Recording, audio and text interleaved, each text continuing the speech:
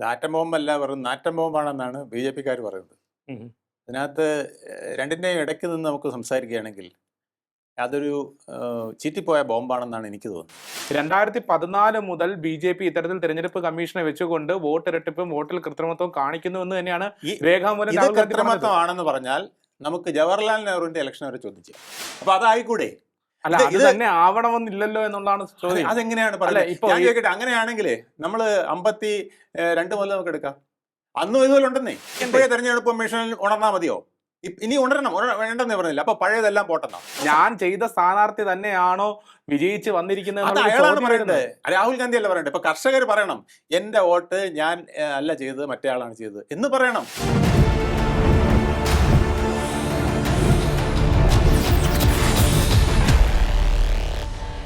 നമസ്കാരം, ടോക്കിംഗ് പോയിന്റിലേക്ക് സ്വാഗതം.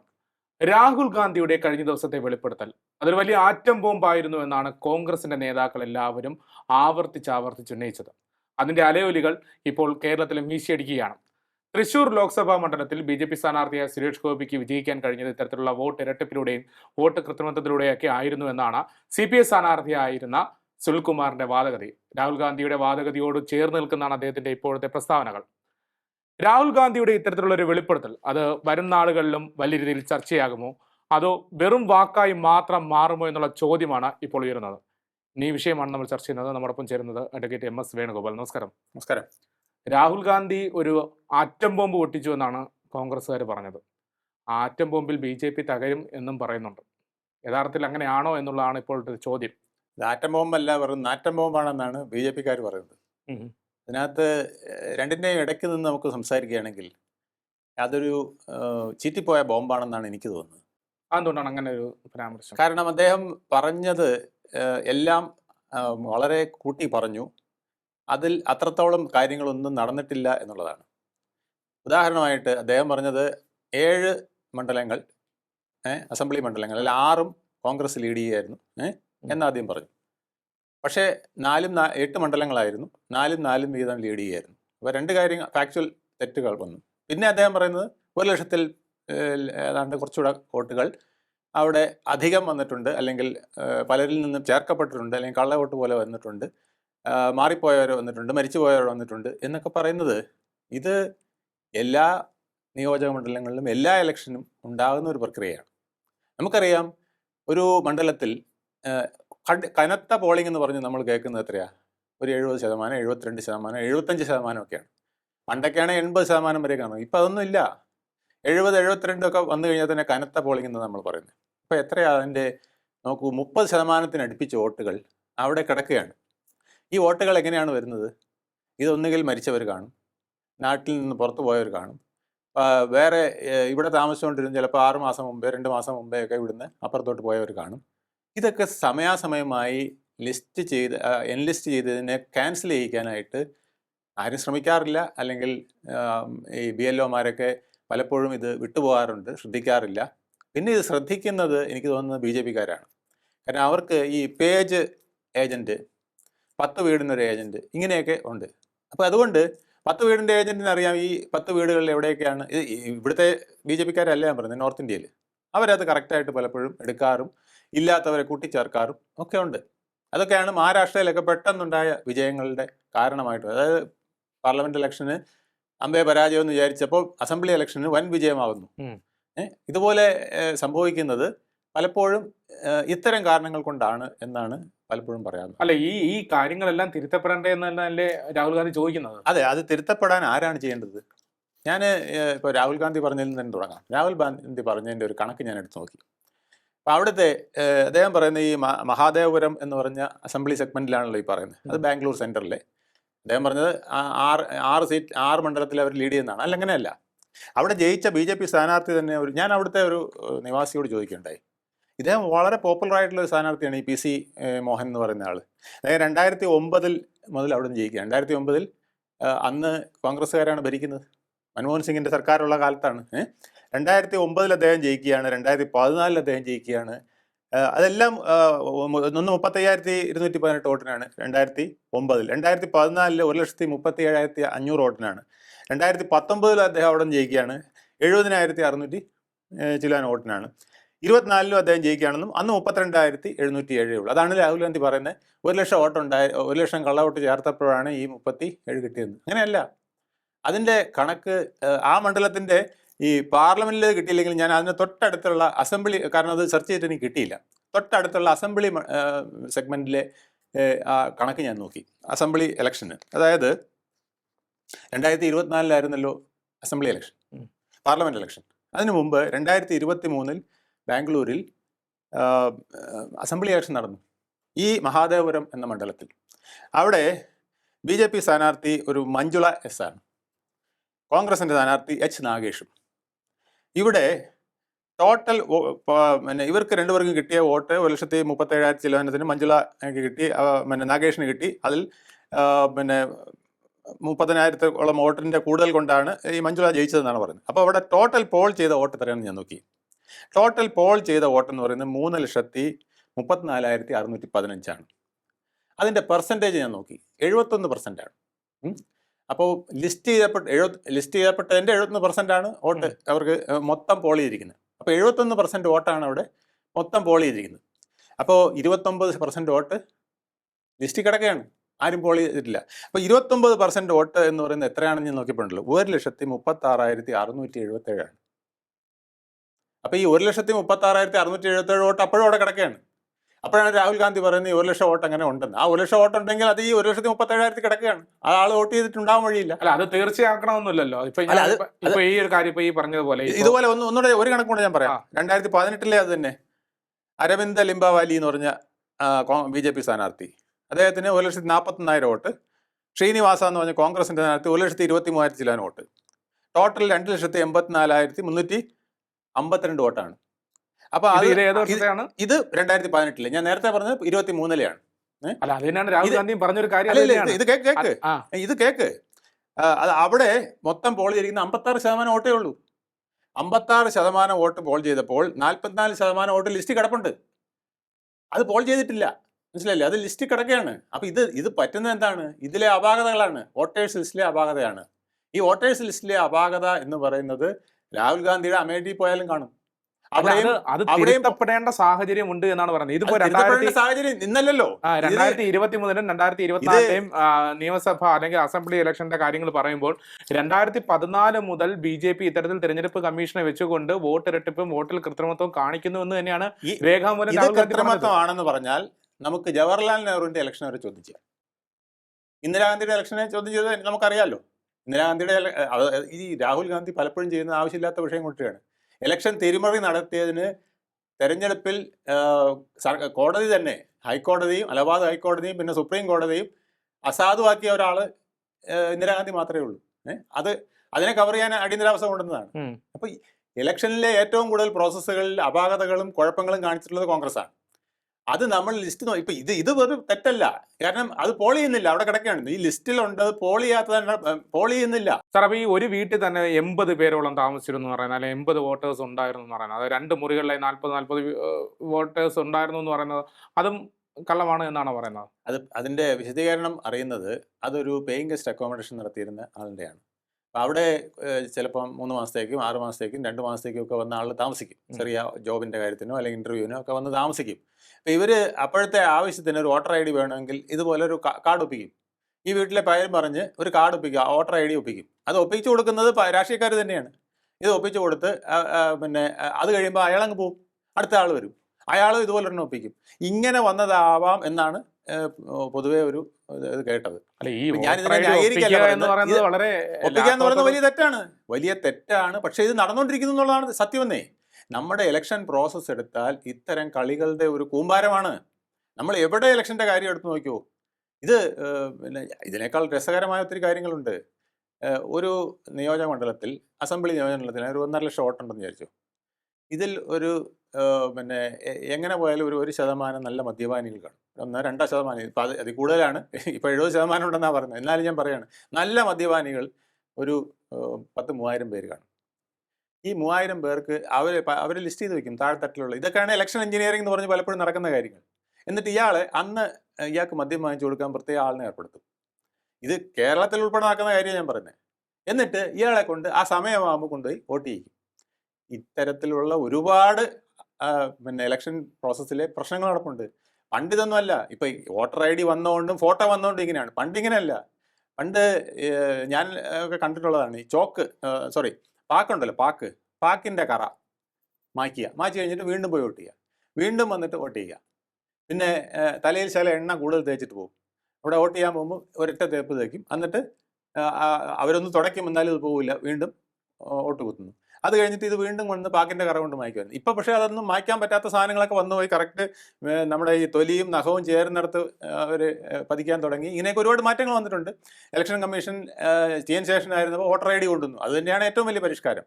അതോടുകൂടി മറ്റേ വോട്ട് ഈ ഒരാൾ തന്നെ 10 വോട്ട് ചെയ്യുന്നതൊക്കെ മാറി. ഇപ്പം ചെയ്യുന്നത് ഇത്തരത്തിലുള്ള കൃത്രിമങ്ങൾ നടക്കാറുണ്ട്. അതായത് ഒരു സ്ഥലത്തില്ലാത്ത ഒരാളെ എങ്ങനെയെങ്കിലും പോയിക്കൊണ്ടുവന്ന് ആ സമയത്ത് കൊണ്ടുവന്ന് വോട്ട് ചെയ്യിച്ചിട്ട് പറഞ്ഞയക്കുക. അയാൾക്ക് അവിടെയും ചിലപ്പോൾ വോട്ട് കാണും, അവിടെയും ചിലപ്പോൾ അയാൾ വോട്ട് ചെയ്യും. അല്ല, അങ്ങനെയുള്ള വോട്ടുകൾ നടന്നു. അങ്ങനെയുള്ള വോട്ടുകളുടെ എണ്ണമാണ് ഈ 1,00,000 പരം വോട്ടുകൾ എന്ന് പറയുന്നത്. അല്ല, 1,00,000 പരം വോട്ടുകൾ അവിടെ കിടപ്പുണ്ടെന്നേ. 1,00,000 അല്ല, അവിടെ ഈ 1,00,000 ചിലവനാണ് പറയുന്നതെങ്കിൽ അതിനേക്കാൾ കൂടുതൽ വോട്ടുകൾ അവിടെ പിന്നെ പോൾ ചെയ്യാതെ കിടപ്പുണ്ട്. അപ്പൊ അതായിക്കൂടെ? അല്ല, ഇത് തന്നെ ആവണമെന്നില്ലല്ലോ എന്നുള്ളതാണ് ചോദ്യം. അതെങ്ങനെയാണ് പറയുന്നത്? ഞാൻ ചോദിക്കട്ടെ, അങ്ങനെയാണെങ്കിലേ നമ്മള് 52 മുതൽ നമുക്ക് എടുക്കാം. അന്നും ഇതുപോലെ ഉണ്ടെന്നേ. അന്നും ഇതുപോലെ പോൾ ചെയ്യുന്ന എത്രയാണ്? 50%, 60%. ബാക്കി മുഴുവൻ വെളി അവിടെ കിടക്കുകയാണ്. അത് മുഴുവൻ വ്യാജമാണ്. അതും കൂടെ കിട്ടിയിരുന്നെങ്കിൽ ഇയാളുടെ പുരുഷൻ കവർ എന്ന് പറഞ്ഞാൽ അങ്ങനെ ഇങ്ങനെ കവർ ചെയ്യുന്നേ. അല്ല, ഇവിടെ 16,000 ചില വോട്ടാണ്. ഇവിടെ ഇവിടെ പോൾ ചെയ്യാത്ത വോട്ടുകളുടെ എണ്ണം നോക്കിയേ. അത് നോക്കിക്കഴിഞ്ഞാൽ വളരെ അധികം വരും. അപ്പോൾ ഈ പോൾ ചെയ്യാത്തത് പിന്നെ എല്ലാം അല്ലെങ്കിൽ ഈ പിന്നെ പോൾ ചെയ്തതിൽ ഇത് വന്നതിലെല്ലാം തെറ്റാണെന്ന് പറഞ്ഞാൽ എങ്ങനെ നമ്മൾ സമ്മതിക്കാൻ പറ്റുന്നത്? അല്ല, എല്ലാം തെറ്റ് എന്നുള്ളതല്ല. ഇപ്പൊ ഈ കാര്യകാരണങ്ങൾ വെച്ച് കൃത്യമായി പറയുന്ന ഒരു സാഹചര്യമുണ്ട്. അതായത് ഇപ്പോൾ തെരഞ്ഞെടുപ്പ് കമ്മീഷനോട് ഈ വോട്ടേഴ്സ് ലിസ്റ്റിന്റെ ഇതൊരു ചോദിച്ചപ്പോഴത്തേക്ക് തെരഞ്ഞെടുപ്പ് കമ്മീഷൻ ഒരു 7 ഫീറ്റോളം ഉയരമുള്ള പേപ്പർ കെട്ടുകളാണ് കൊടുക്കുന്നത്. ഇത് രാഹുൽ ഗാന്ധി നോക്കില്ല എന്നറിഞ്ഞുകൊണ്ടാണ് കൊടുക്കുന്നത്. അങ്ങനെയുള്ള ആരോപണം കോൺഗ്രസ് ഉന്നയിക്കുന്നുണ്ട്. ആ മണ്ഡലത്തിലുള്ള വോട്ടിന്റെ ലിസ്റ്റിലേ കൊടുക്കുന്നേ, അല്ലാതെ അപ്പുറത്തെ മണ്ഡലത്തിന്റെ വോട്ടിന്റെ ലിസ്റ്റിൽ. ആ മണ്ഡലത്തിലെ വോട്ടിൽ ഇത്രയും പരിശോധിച്ചപ്പോഴാണ് മനസ്സിലായി. ഇപ്പോ ശാരദ റാണി എന്ന് പറയുന്ന ഒരു വ്യക്തിയുടെ വോട്ടേഴ്സ് ലിസ്റ്റിലെ പേര് കണ്ട ഒരാളുടെ പറഞ്ഞതാണ്. അതായത് ശാരദ റാണി എന്ന് പറയുന്ന കർണാടകയിൽ വോട്ട് ചെയ്തിരിക്കുന്ന ഒരാളാണ്. അവർ വോട്ട് ചെയ്തിരിക്കുന്നത് ശാരദ റാണി എന്ന് ഫസ്റ്റ് നെയിമും സെക്കൻഡ് നെയിമും വെച്ചിരിക്കുന്നു. ഫോട്ടോ വളരെ സൂം ഔട്ടായി വെച്ചിരിക്കുന്നു. അതേ സാഹചര്യം അതേ പേര് തന്നെ വെച്ചിട്ട് മഹാരാഷ്ട്രയിലേക്കും ആ ഫോട്ടോ കുറച്ചുകൂടെ സൂം ചെയ്ത് വെച്ചിട്ട് ശാരദ റാണി എന്നുള്ള സിംഗിൾ പേരിൽ കൊടുത്തിരിക്കുകയാണ്. ഈ 2 പേരുകൾ വന്നിരിക്കുന്നത് നേരത്തെ താങ്കൾ സൂചിപ്പിച്ച പോലെ ഈ പേയിങ് ഗസ്റ്റ് ആയിട്ട് നിന്നതോ അല്ലെങ്കിൽ അങ്ങനെ മാറി താമസിക്കുന്നതായിട്ട് ആളല്ല. അത് കൃത്യമായി ഡ്യൂപ്ലിക്കേഷൻ വന്നത് തന്നെയാണ്. ഇങ്ങനെയുള്ള ഒട്ടേറെ ഡ്യൂപ്ലിക്കേഷൻ, ഏകദേശം 10,000-ലധികം വരുന്ന ഡ്യൂപ്ലിക്കേഷൻ വോട്ടുകളും ഉണ്ടായിരുന്നു. ആ വോട്ടുകളെ കൃത്യമായി BJP ഉപയോഗിച്ചു എന്ന് തന്നെയാണ് പറയുന്നത്. ഇത് നിങ്ങൾ ആദ്യത്തെ ഇലക്ഷൻ മുതൽ എടുത്തു നോക്കൂ. ആദ്യത്തെ ഇലക്ഷൻ മുതൽ ഇത്തരം അപാകതകളുണ്ട്, ഇത്തരം കൃത്രിമങ്ങൾ കാണിക്കുന്നവരുണ്ട്, വോട്ടിൽ കൃത്രിമം കാണിക്കുന്നതുണ്ട്. അങ്ങനെയല്ലേ ചെയ്യാൻ ശേഷം വോട്ടർ ഐ ഡി തന്നെ കൊണ്ടുവന്നത്. കാരണം ഒരാൾ 10-15 വോട്ട് ചെയ്യാണ്. അല്ല, ഈ വോട്ടർ ഐ ഡി കൊണ്ടുവന്നിട്ട് ഇപ്പൊ പറഞ്ഞ പോലെ വളരെ ലാഘവത്തോടെ വോട്ടർ ഐ ഡി ചെയ്തെടുക്കുക. BJP ഭരിക്കുന്നതിന് മുമ്പും ഇവിടെ ഇത് നടന്നുകൊണ്ടിരുന്നത്. അപ്പം രാഹുൽ ഗാന്ധി കുഴപ്പമില്ലേ? ഈ ഇന്ദിരാഗാന്ധിയുടെ കാലത്ത് നടന്ന തിരിമറി എന്താണ് അതിനെക്കുറിച്ച് പറയുന്നത്? ഇത് നോക്കിക്കഴിഞ്ഞാൽ ഇലക്ഷനിൽ ഒരുപാട് ചെയ്യാൻ ശേഷം എന്തുകൊണ്ടാണ് ഇത്ര പ്രസക്തനായത് അല്ലെങ്കിൽ പ്രസിദ്ധനായത്? അദ്ദേഹം ഈ അഴിമതിയുടെ കൂത്തരങ്ങായിരുന്ന ഇലക്ഷൻ റിഗ്ഗിംഗ് ഉൾപ്പെടെയുള്ള കാര്യങ്ങളിൽ വളരെ കർശനമായ നടപടിയെടുത്തുകൊണ്ടാണ് TN ശേഷൻ നമ്മുടെയൊക്കെ ആരാധ്യ പുരുഷനായത്. അദ്ദേഹത്തിന് മൂക്കേറിടാനാണ് കോൺഗ്രസ് ശ്രമിച്ചത്, അറിയാമോ? അദ്ദേഹം ഒറ്റയ്ക്ക്, ഞാൻ 3 പ്രാവശ്യം അദ്ദേഹത്തിനെ കേരളത്തിൽ മുഴുവൻ കൊണ്ടു നടന്ന് അദ്ദേഹത്തിൻ്റെ ഡ്യൂട്ടിക്ക് പോയിട്ടുള്ള ഒരാളാണ്. അദ്ദേഹം പറയുന്ന ഓരോ വാക്കും പൊന്നാണ്. ഈ ഇലക്ഷൻ പ്രോസസ്സ് ക്ലിയർ ആക്കാൻ അദ്ദേഹം ചെയ്ത കാര്യങ്ങൾ ആദ്യം അദ്ദേഹം ചെയ്തറിയാമോ? ഒരു ഇലക്ഷൻ കമ്മീഷണറെ ഉണ്ടായിരുന്നുള്ളൂ. അതിനിടെ 3 പേരെ കൊണ്ടുവന്ന് കയറ്റി, വേറെ 2 പേരും കൊണ്ട് കയറ്റി ഇദ്ദേഹത്തിന് കൈവലം കിടാനായിട്ട്. അപ്പൊ ഇത് ആരാ ചെയ്തത്? ഇത് കോൺഗ്രസ് ആയത്. ഇല്ലെങ്കിൽ അന്ന് അദ്ദേഹം ഈ പ്രോസസ്സ് ക്ലിയർ ആക്കി. ഇതെല്ലാം ശരി തന്നെയാണ്. പക്ഷേ ഞാൻ ഒരു നിമിഷം, ഒരു T. സിദ്ദിഖ് കഴിഞ്ഞ ദിവസം ഇട്ടിരുന്ന ഒരു പോസ്റ്റ് കൂടി ഒന്ന് വായിക്കാം. 2024 തെരഞ്ഞെടുപ്പിൽ രാജസ്ഥാനിലെ ജയ്പൂർ റൂറൽ മണ്ഡലത്തിലെ കോൺഗ്രസിന്റെ അനിൽ ചോപ്ര അവസാന റൗണ്ടിൽ ലീഡ് ചെയ്യവേ 4 മണിക്കൂർ വോട്ടെണ്ണൽ നിർത്തിവയ്പ്പിക്കുന്നു. അവസാനം 1615 വോട്ടിന് BJPയുടെ റാവു രാജേന്ദ്ര സിംഗ് വിജയിക്കുന്നു. 2738 പോസ്റ്റൽ ബാലറ്റുകൾ റിട്ടേണിംഗ് ഓഫീസർ കാരണം കൂടാതെ തള്ളുന്നു. ഇപ്പോൾ രാജസ്ഥാൻ ഹൈക്കോടതിയിൽ കേസ് നടക്കുകയാണ്. മോദി പിന്നിൽ പോയതിനെ തുടർന്ന് വാരണാസിയിൽ വോട്ടെണ്ണൽ ഇതേപോലെ കുറച്ചു സമയം നിർത്തിവെപ്പിച്ചത് അന്ന് ചർച്ചയായതാണ്. എന്തിനായിരുന്നു ആ നിർത്തിവെപ്പിക്കൽ? രാഹുൽ ഗാന്ധി പറഞ്ഞ 70-80 സീറ്റുകളിലെ ക്രമക്കേടും വാരണാസിയിൽ ഉണ്ടാവും. ചോദ്യം ഇപ്പോൾ കൂടുതൽ പ്രസക്തമാണ്. ഇത് T. സിദ്ദിഖ് കഴിഞ്ഞ ദിവസം ഇട്ടിരുന്ന ഒരു T. സിദ്ദിഖ് ഇത് പറയുന്നു. T. സിദ്ദിഖിന്റെ വളരെ അടുത്ത ഒരു നിയോജനമുള്ളതാണ് മഞ്ചേശ്വരം. അവിടെ നമ്മുടെ K. സുരേന്ദ്രൻ 87 വോട്ടിനാണ് തോറ്റത്. അവിടെ അദ്ദേഹത്തിന്റെ അപരനായിട്ട് ഒരാളെ നിർത്തി. അയാൾ പിടിച്ചത് 467 വോട്ടാണ്. ഇതിന് പുറമെ അദ്ദേഹം കേസ് കൊടുത്തപ്പോൾ മരിച്ചുപോയവർ വോട്ട് ചെയ്ത് കൊണ്ടുവന്നു. വിദേശത്ത് ഇരിക്കുന്ന ആൾ ഇവിടെ വോട്ട് ചെയ്തിരിക്കുന്നു. അപ്പം ഇത് ഇലക്ഷൻ അപാകതകൾ അതുപോലെ ലിസ്റ്റിൽ ഒരുപാട് അപാകതകൾ കെ സുരേന്ദ്രൻ കാണിച്ചു. കോടതി അത് തള്ളിക്കളയാണ് ഇത്. കാരണം എന്ന് വെച്ചാൽ ഈ പ്രോസസ്സിലേക്ക് പോയി കഴിഞ്ഞാൽ ഇവിടുത്തെ മുഴുവൻ 540 സീറ്റിലും പ്രശ്നമാണ്. രാഹുൽ ഗാന്ധിയുടെ ഇത് ആരാണ് മാറ്റേണ്ടത്? മാറേണ്ടത് ഈ ചോദ്യങ്ങൾ ഉന്നയിക്കപ്പെടുമ്പോൾ സ്വാഭാവികമായിട്ടും തെരഞ്ഞെടുപ്പ് കമ്മീഷൻ അതിന് വേണ്ടിയുള്ള നടപടിക്രമങ്ങൾ ഇപ്പോഴേ തെരഞ്ഞെടുപ്പ് കമ്മീഷനിൽ ഉണർന്നാൽ മതിയോ? ഇനി വേണ്ടെന്നേ പറഞ്ഞില്ല. അപ്പൊ പഴയതെല്ലാം പോട്ടെന്നാ? ഇത് പലപ്പോഴും ഇത്തരത്തിലുള്ള അപാകതകൾ ഉണ്ടായിട്ടുണ്ട്. പക്ഷെ എന്ന് പറഞ്ഞ് 540 മണ്ഡലത്തിൽ നടന്ന അപാകതയാണ് എന്ന് പറയുന്നത് എനിക്ക് മനസ്സിലാകുന്നില്ല. ഞാൻ ചോദിക്കട്ടെ, നരേന്ദ്രമോദിയുടെ മണ്ഡലത്തിൽ അദ്ദേഹത്തിന് ഈ കൃത്രിമം കാണിച്ചാണെങ്കിൽ 1,00,000 ചെല്ലുവാൻ 60,000 വോട്ടാണ് അദ്ദേഹത്തിന് കിട്ടിയത്. 6 ലക്ഷം വോട്ട് കിട്ടുമെന്ന് പറഞ്ഞുകൊണ്ടാണ് അവിടെ പറഞ്ഞിട്ട് നടന്നത്. അപ്പൊ അദ്ദേഹത്തിന് 6 ലക്ഷത്തിൽ ചെല്ലുവാൻ വോട്ടിന്റെ അഡ്ജസ്റ്റ്മെന്റ് ചെയ്തുകൂടായിരുന്നു? അതുപോലെ ഞാൻ ചോദിക്കട്ടെ, 303 സീറ്റായിരുന്നു കഴിഞ്ഞ തവണ MP സ്ഥാനത്തുണ്ടായിരുന്നത്. അവരത് 400 ആക്കുമെന്ന് പറഞ്ഞാൽ നിന്നിരുന്നേ. അത് 240 അപ്പൊ ഈ പരിപാടികൾ എല്ലാ സ്ഥലത്തും ഇതുപോലെ നടത്തിക്കൊണ്ടിരിക്കുകയായിരുന്നെങ്കിൽ അവർക്ക് 400 പിടിക്കാമായിരുന്നല്ലോ. ഇതെന്ത് ന്യായീകരണമാണ് ഈ പറയുന്നതെന്ന് മനസ്സിലായി. അപ്പൊ ഈ കള്ളത്തരം കാണിച്ചിട്ടും തോറ്റെന്ന് പറഞ്ഞാൽ അപ്പൊ ഇവർക്ക് വോട്ടേ ഇല്ലേ? BJP-കാർക്ക് ഇവിടെയൊക്കെ ഇന്ത്യയിൽ ഒരു വോട്ടും ഇല്ല. അല്ല, അതുകൊണ്ടാണ് ചോദിച്ചത്. കർഷക സമരം നടന്ന ഇടങ്ങളിൽ അങ്ങനെ നടന്ന ഇടങ്ങളിൽ പോലും BJP-ക്ക് വ്യക്തമായ മുന്നേറ്റം ഉണ്ടാക്കാൻ സാധിച്ചു. അവിടെ കോൺഗ്രസിന് കരുത്ത് തെളിയിക്കാൻ സാധിക്കുന്ന സാഹചര്യമായിരുന്നു. ഗുസ്തി താരങ്ങളുടെ വലിയ രീതിയിലുള്ള സമരം, പ്രതിഷേധം, പ്രജ്വൽ രേവണ്ണയ്ക്ക് ഉൾപ്പെടെ വലിയ രീതിയിലുള്ള പ്രതിഷേധം ഉയർന്ന സാഹചര്യം ഉണ്ടായിരുന്നു. ആ സാഹചര്യങ്ങളിലെല്ലാം വലിയ രീതിയിൽ ഒരു തിരിച്ചടി BJP പ്രതീക്ഷിക്കുമ്പോൾ അവിടെ എല്ലാം BJP-ആണ് വിജയിക്കുന്നത്. അതിന്റെ കാരണം എന്താ പറയുക? ഇതാണ് ഇലക്ഷൻ എഞ്ചിനീയറിംഗ് എന്ന് പറയുന്നത്. താഴെത്തട്ടിലെ താങ്കൾക്ക് 100 വോട്ട്, എനിക്ക് 100 വോട്ട്. താങ്കളുടെ 100 വോട്ട് ഞാൻ പല വിധത്തിലായിട്ട് എൻ്റെ സൈഡിലേക്ക് മാറ്റിക്കഴിഞ്ഞാൽ അവിടെ എത്ര വരുന്ന വ്യത്യാസം എന്നറിയാമോ? 100 വോട്ടിൻ്റെ വ്യത്യാസമല്ല. എനിക്ക് 200 വോട്ടും താങ്കൾക്ക് 0 വോട്ട്. ഇതാണ് ഈ ഇലക്ഷനിലെ കളി എന്ന് പറയുന്നത്. അതായത് താങ്കളുടെ പക്ഷത്തിരിക്കുന്ന മാക്സിമം ആളുകളെ എൻ്റെ പക്ഷത്തേക്ക് ചേർക്കാൻ അവസാന നിമിഷം അയാളെ മാറ്റി വോട്ട് ചെയ്യിക്കാനൊക്കെ കഴിയുക എന്നുള്ളതാണ് എൻ്റെ പാർട്ടിയുടെ കഴിവ്. ഇത് BJP-കാർ ചെയ്യും, ഇത് കോൺഗ്രസ്സുകാരൻ അറിയില്ല. അതാണ് ഈ ഇലക്ഷൻ എഞ്ചിനീയറിംഗ് എന്ന് പറഞ്ഞ് കാണിക്കുന്ന പ്രത്യേകതകൾ. അതാണ് അവർ പേജ് ഏജന്റിനെ വയ്ക്കുന്നു, 10 വീടുകൾക്ക് ഒരു ഏജന്റ് വയ്ക്കും. അപ്പം എന്താണെന്നറിയാമോ? അറിയാം ഇന്ന 10 പേര് ചേട്ടാ നമുക്ക് വോട്ട് ചെയ്യണമെന്ന് പറഞ്ഞുകൊണ്ട് നേരത്തെ പിടി തുടങ്ങുകയാണ്. സമയമാകുമ്പോൾ കൊണ്ടുപോയി വോട്ട് ചെയ്യിക്കുകയാണ്. അഥവാ വന്നില്ലെങ്കിൽ കൊണ്ട് വോട്ട് ചെയ്യും. അപ്പം ഈ ഇമ്പാക്റ്റാണ് വരുന്നത്. നമ്മൾ ഇലക്ഷൻ നടത്തി, ക്യാമ്പയിൻ നടത്തി, ബഹളം നടത്തി, കർഷകൻ ഉൾപ്പെടെ ഉള്ളവൻ എല്ലാം പറഞ്ഞു. പക്ഷെ കർഷകൻ പോയി വോട്ട് ചെയ്യണ്ടേ? വോട്ട് ചെയ്യുന്ന തിരിച്ചായ പോയില്ലേ? ആ സമയത്ത് അവനെ ടാക്ടിക്സിൽ കൊണ്ടുപോകാൻ സാഹചര്യത്തിലാണ് ചോദ്യം ഉന്നയിക്കുന്നത്. ഞാൻ ചെയ്ത സ്ഥാനാർത്ഥി തന്നെയാണോ വിജയിച്ച് വന്നിരിക്കുന്നത്? അയാളാണ് പറയേണ്ടത്, രാഹുൽ ഗാന്ധി അല്ല പറയണ്ടേ. ഇപ്പൊ കർഷകർ പറയണം എന്റെ വോട്ട് ഞാൻ അല്ല ചെയ്തത്, മറ്റേ ആളാണ് ചെയ്തത് എന്ന് പറയണം. അല്ലാതെ അവിടെ ഭയങ്കര ആൾക്കൂട്ടം ഉണ്ടായിരുന്നു, ആ ആൾക്കൂട്ടം മുഴുവൻ എനിക്ക് വോട്ട് ചെയ്ത്, അത് സ്വപ്നമാണ്. ഫീൽഡിലെ യാഥാർത്ഥ്യം വേറെയാണ് സുഹൃത്തെ. ഇത് ഞാൻ നേരിട്ട് കണ്ടിട്ടുള്ളതെന്ന് പറയുകയാണ്. ഞാനതാ പറഞ്ഞു മദ്യപാനിയുടെ കാര്യം. ഒരുത്തിനെ കൊണ്ടുപോകുന്നത് എങ്ങനെയെന്നറിയാമോ?